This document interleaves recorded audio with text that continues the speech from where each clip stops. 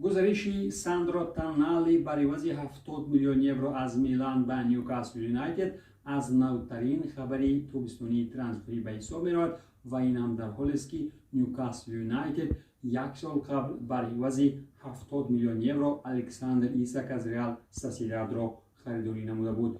گزارش ساندرو تانالی به نیوکاسل یونایتد باشد بر زمین گران‌ارزش‌ترین ترانسفری صادراتی میلان می باشد. زیرا پیشتر از این کاکا بر عوض 67 میلیون یورو 13 سال پیش از میلان به رئال مادرید آمده بود و در زینه سوم باشد اندری شفچنکو می باشد که سال 2006 بر عوض 49.3 میلیون یورو به چلسی گزارش کرده بود. ساندرو تانالی 23 ساله باشد.